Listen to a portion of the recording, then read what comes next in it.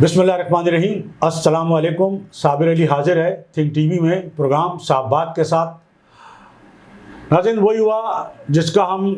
इज़हार भी कर रहे थे, जिन खदशात का, कि एक तो ये हमने पहले कहा था कि जो सदर ममलिकत आरिफ अलवी साहब हैं वो जाते जाते कोई धमाका करेंगे।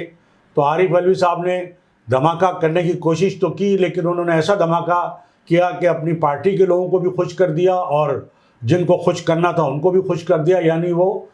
फैसला कुन तारीख उन्होंने नहीं दी, अलबत्ता तजवीज़ दी इलेक्शन की। लेकिन जो दूसरे धमाके की हम बात कर रहे थे वो ज़ाहिर है कि जो रिटायर्ड होने वाले जो चीफ जस्टिस हैं उमर अता बेदियाल साहब, उनका आज आखिरी दिन था।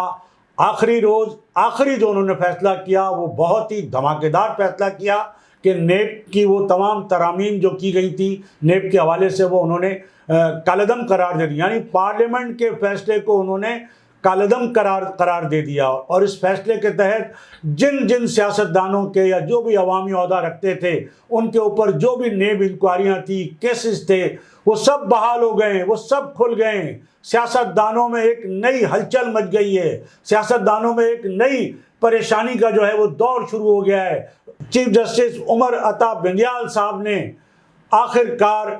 पीटीआई की जो दरख्वास्त थी उसके ऊपर अपना आखिरी रोज़ जो फैसला सुनाया, वो यकीनन जो है वो पीटीआई के अलावा जितनी सियासी जमातें हैं सबके लिए परेशान कुन है। लेकिन जो मुस्लिम लीग नून के रहनुमा हैं साबिक वज़ीर दाखिला राना सनाउल्लाह साहब, उनका ये कहना है कि ये फैसला अब पीटीआई को भी भुगतना पड़ेगा। अब पीटीआई के लोगों को भी 90 दिन के रिमांड पर जेल में बंद होना पड़ेगा और बहुत सारे जो मामलात हैं वो इस हवाले से पीटीआई के लिए भी बड़े परेशान कुन होंगे। लेकिन जो सबसे बड़ा ऐलान था, जो मुस्लिम लीग नून के जो कायद हैं मियाँ नवाज शरीफ की वतन वापसी का ऐलान हो चुका और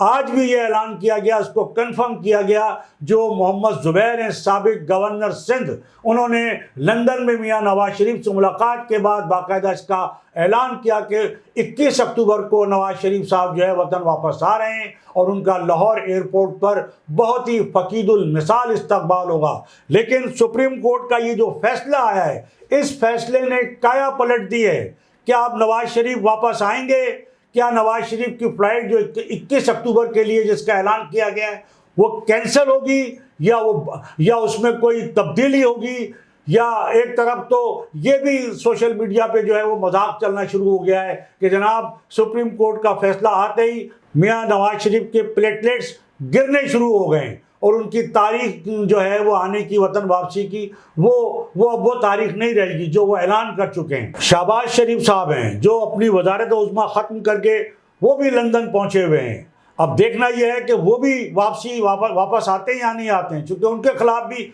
नेब केसेस जो है वो खुल चुके हैं। तो अब नवाज शरीफ की, शहबाज शरीफ की वतन वापसी जो है वो प्रोग्राम के मुताबिक होती है या नहीं होती है। दूसरी जानिब जो लोग पाकिस्तान में मौजूद हैं बड़े दावे कर रहे थे कि हम भागने वाले नहीं हैं, हम जो है वो मुकाबला करेंगे, चूँकि वो तरामीम के ज़रिए जो है नेब तरामीम के ज़रिए अपने केसेस जो है वो बंद करवा चुके थे, फाइलें बंद करवा चुके थे। लेकिन अब चूँकि उनकी भी फाइलें खुल चुकी हैं तो क्या वो दोबारा दुबई जाकर बैठने का जो है वो इरादा कर रहे हैं या बहुत सारे और लोग जो है फाइलें खुलने के नतीजे में जो है वो फरार की कोशिशें कर रहे हैं? तो ये बहुत सारी जो चीज़ें हैं वो जल्द जो है वो सामने आ जाएंगी। फिर ये जो जितने भी केसेस बहाल हुए हैं जो सियासतदानों के ऊपर, सियासी दंगल जो है वो इलेक्शन के ऐलान से कबल ही शुरू हो चुका है। दूसरी जानिब कराची में जो दो बड़ी पार्टियां हैं, ज़ाहिर है कि एमक्यूएम पाकिस्तान और जमात इस्लामी, जो हमेशा एक दूसरे के मद्दे मुकाबिल रही हैं। जमात इस्लामी और एमक्यूएम पाकिस्तान ने एक दूसरे के खिलाफ ज़बरदस्त किस्म की गोलाबारी शुरू कर दी है, एक दूसरे के खिलाफ संगीन किस्म के इल्ज़ामात लगाने शुरू कर दिए। और जिस तरह हाफिज़ नईमुर रहमान साहब ने जो है ये कहा है कि जी एमक्यूएम पाकिस्तान ने तो अपने जराइम को तस्लीम कर लिया, जितने भी उन्होंने जो जराइम जितने भी उनके खाते में हैं वो एक बयान के ज़रिए उन्होंने जराइम को एतराफ़ कर लिया है। और दूसरी जानिब जो है वो एमक्यूएम पाकिस्तान ने जो है उसका तुर्की जवाब देते हुए ये कहा है कि जमात इस्लामी तो एक मुनाफिक जमात है। تو یہ جو بڑا جسے کہنا چاہیے کہ ایک بڑا رن پڑ چکا ہے، ایک بڑا سیاسی دنگل جو ہے وہ کوئی انتخابی دنگل شروع ہونے سے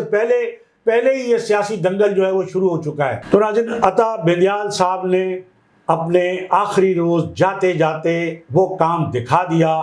جو وہ دکھانا چاہتے تھے، جس کے وہ انتظار میں تھے، اور ظاہر ہے کہ وہ پی ٹی آئی کے انہوں نے فیور میں یہ کام کیا ہے، پی ٹی آئی کو فائدہ پہنچانے کے لیے کیا ہے، لیکن اب دیکھنا یہ ہے کہ کیا اس کا فائدہ پی ٹی آئی کو مکمل طور پر پہنچ سکے گا یا پی ٹی آئی کو بھی اس کا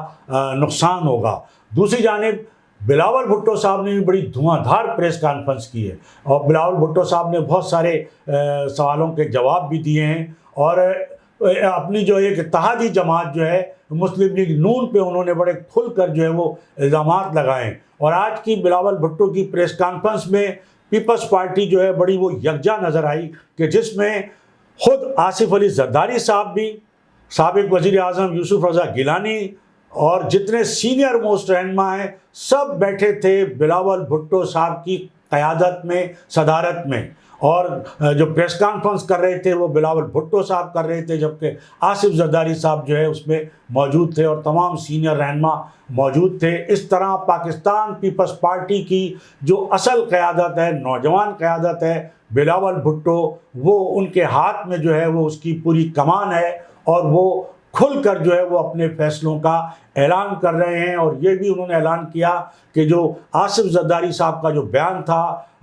لیول پلینگ فیلڈ کے حوالے سے، وہ بالکل درست تھا، ان کے خدشات تھے، وہ تحفظات تھے، وہ دور ہونے چاہیے، لیکن جب بلاول بھٹو صاحب اپنے لیے لیول پلینگ فیلڈ کی بات کرتے ہیں تو ان کو دوسرے سیاستدانوں کے لیے بھی کم از کم اس بات کا جو ہے وہ ضرور خیال رکھنا چاہیے کہ کیا ان کے علاوہ اور دوسروں کو بھی لیول پلینگ فیلڈ ملنی چاہیے یا نہیں ملنی چاہیے۔ جو ان کے سابقہ اتحادی ہیں جن کو لیول پلینگ فیلڈ نہیں حاصل ہے، ان کا اگر وہ سیاستداں ہیں تو ان کو سارے سیاستدانوں کے لیے اس طرح کا مطالبہ کرنا چاہیے، سارے سیاستدانوں کو جو ہے وہ لیول پلینگ فیلڈ ملنے کی بات کرنی چاہیے۔ اب ہم بات کر لیتے ہیں جو 17 ستمبر کو ظاہر ہے آج ان کا ایک جو عدالتی جو پورا ایک دور تھا، وہ ایک عطا بندیال کی صورت میں جو ہے وہ انہوں نے آج ایک آخری فیصلہ دے دیا، کل ان کا آخری دن ہے، اور 17 ستمبر کو جو ہے وہ نئے چیف جسٹس صاحب جسٹس قاضی فائز عیسیٰ صاحب جو ہے وہ اپنے عہدے کا حلف اٹھائیں گے۔ اس طرح ایک نیا عدالتی دور شروع ہوگا، اور جو ایک خوف تھا، خاص طور پر جو مسلم لیگ نون کو بھی یہ خوف تھا، پاکستان پیپلز پارٹی کو بھی یہ خوف تھا، دیگر سیاستدانوں کو بھی یہ خوف تھا، سوائے پی ٹی آئی کے لوگوں کو، سب کو یہ خوف تھا کہ عطا بندیال صاحب جو ہے وہ جب تک بیٹھے ہیں، جب تک جو ہے ان کے سر پہ تلوار لٹکتی رہے گی، اور آخرکار وہ لٹکتی تلوار کا جو اظہار انہوں نے آج کر دیا، اور ان سارے سیاستدانوں کے جو کیس جو واپس ہوئے تھے، جو انکوائریاں نیب کی واپس ہوئی تھی، وہ سب وہ کھول کے آخری اپنے فیصلے میں وہ چلے گئے۔ تو ایک جانب تو یہ صورتحال ہے۔ کل 16 ستمبر کو جو ایم کیو ایم کے جو سابق سیکرٹری، ایم کیو ایم کے جو مرحوم جن کو شہید کہا جاتا ہے، ڈاکٹر عمران فاروق، ان کا جو ہے وہ ان کی برسی ہے، اور ان کی برسی ظاہر ہے کہ ایم کیو ایم پاکستان بھی مناتی ہے 16 ستمبر کو۔ دوسری جانب ناظرین، بلاول بھٹو صاحب نے فوری الیکشن کا مطالبہ کیا ہے۔ کوئی اور جماعت اس انداز میں فوری الیکشن کا مطالبہ نہیں کر رہی، لیکن فوری الیکشن جو 90 روز میں ہونے چاہیے تھے، جس کی تجویز بھی صدر مملکت نے دی ہے، وہ بالکل ہوتے نظر نہیں آتے۔ یعنی جس ملک کا صدر جو ہے، جو ایک تجویز دے رہا ہو، اس کی تجویز کوئی اہمیت دینے کو تیار نہ ہو، اس کی تجویز پہ الیکشن کرانے کو جو ہے کوئی تیار نہ ہو، تو کیا اس صدر کا یہ اخلاقی جواز ہے کہ وہ اپنے عہدے پر قائم رہے؟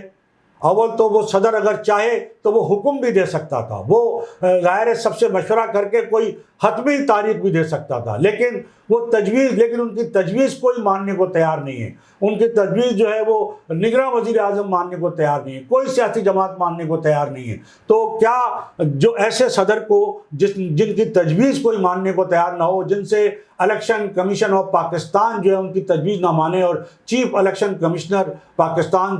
جو ہے ان سے ملاقات نہ کریں، انکار کر دیں، تو کیا ایسے صدر کو اپنے منصب پہ رہنا چاہیے؟ دوسری جانب نیب کے جو کیسز بحال ہوئے ہیں ان میں یہ بتایا جاتا ہے کہ جو نگراں وزیر اعظم ہیں انوار الحق کاکڑ صاحب، ان کا بھی نیب کا ایک کیس تھا جو ظاہر ہے اس ترمیم کے تحت بند کر دیا گیا تھا، اور وہ کیس بھی کھل گیا ہے. تو اب ہوگا کیا؟ اب یہی ہوگا کہ سب کی فائلیں کھلی ہوں گی، اور پھر جسے پیا چاہے وہ سہاگن والی جو ایک روایت ہے یا جو ایک بات کہی جاتی ہے، تو بس جس کی فائل کھولنی ہوگی وہ کھلے گی، جس کی نہیں کھولنی ہوگی وہ نہیں کھلے گی، جس کی بند کرنی ہوگی وہ بند کر دی جائے گی، جو پاکستان کی ایک روایتی